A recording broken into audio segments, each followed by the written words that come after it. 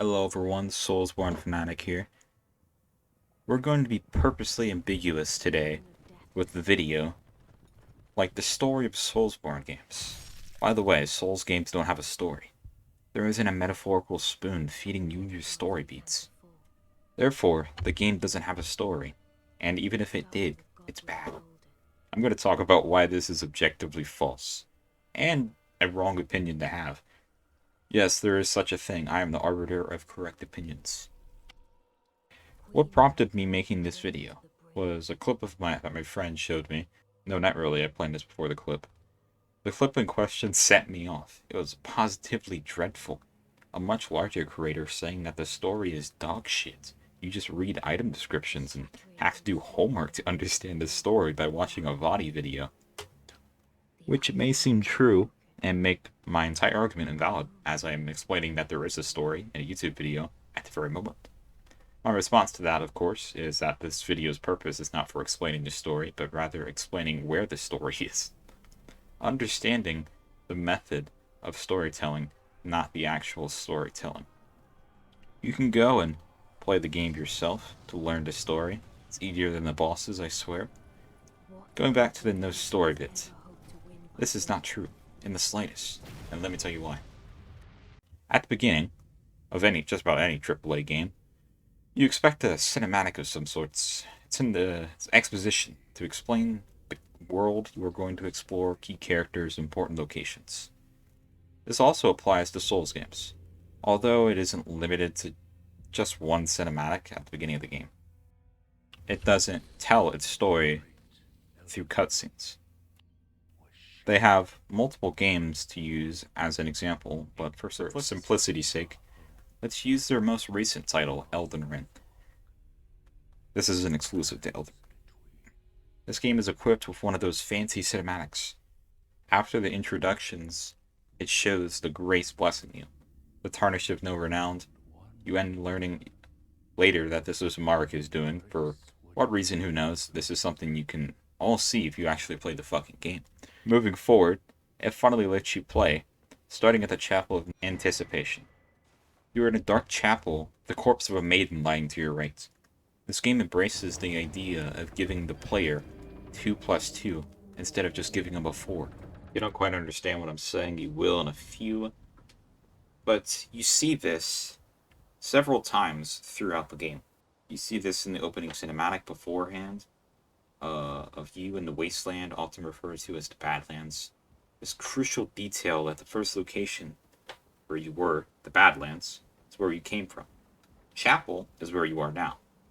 You are now in the lands between, or a bridge rather, the Chapel of Anticipation. This is a simple connection that you would come to the conclusion of organically. The game doesn't overtly tell you this. This is the key example of environmental storytelling. This method of telling stories is what differentiates Elden Ring from other mainstream titles. I made my point, and I could end the video here if I really wanted to, but as always, there's always more to discuss. Reinforcing this idea of giving the player 2 plus 2, you will see this in numerous instances. As you go across the bridge to the statue, you'll be attacked by a grafted Scion. You are supposed to die to it, but if you do fell it, they'll make sure you do anyways. You wake up in a dank cave. You make your way up to a lift and finally enter the lands between. For real this time. You see a man in a white mask. You then approach him, and he talks about what you are. You are a tarnished. Your goal is to claim the Elden Ring. You see this pattern of people in the world talking about this very thing. It is the ambitious goal of almost every tarnished to become Elden Lord. He then makes fun of the general game demographic, which is sort of meta, but his knowledge of this is so intriguing. How does he know that you are a gamer? Or rather, maidenless? It's almost like he has foreknowledge in what happened to yours. If you recall, the corpse of the maiden at the Chapel of Anticipation may have been your maiden. With you coming from the Badlands over to the chapel with these pieces of information, you would think He killed her, or had something to do with the absence of your maiden. These things aren't placed arbitrarily. They have a reason and logic to them. You knew that without guidance, to use the strength of runes, and also the invitation to the Round Table Hold, you would be doomed to die. He even says this. Vari then tries to coax you into joining his cult with the Smoke guy. Unfortunately for you, however, After these two examples, the storytelling becomes apparent, if it wasn't already. I can keep going, though. I can keep going through and showcasing the environmental storytelling, but the point is already proven. I'll try and show different ways of how this happens.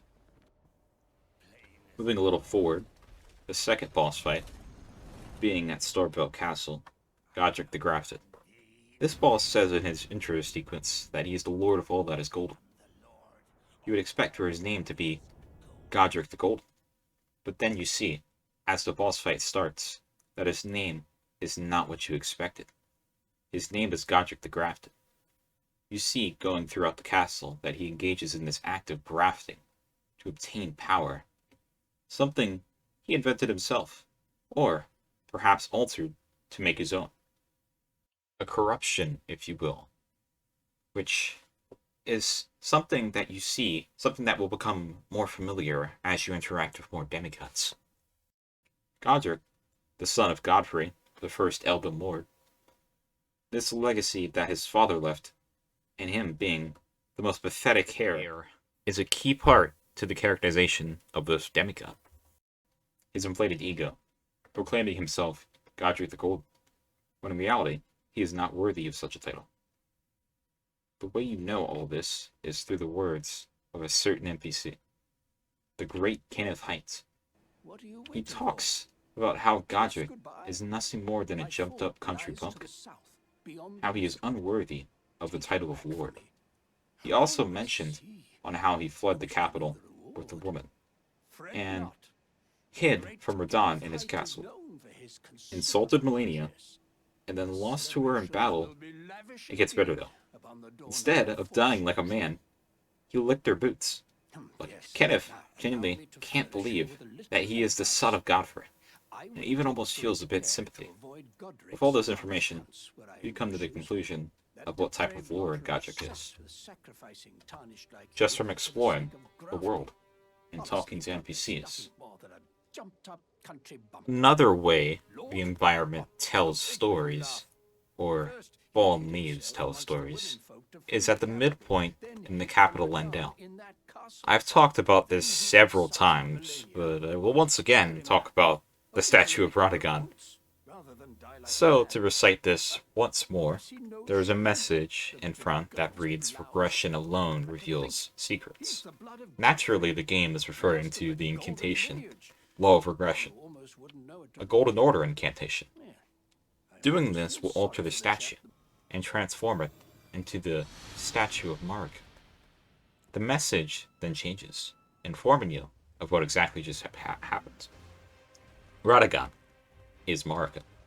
This is a key point in the game, and it's just something that you can completely miss if you didn't bother reading the message, learning the incantation, or even visiting this little throwaway side section that is completely out of the way.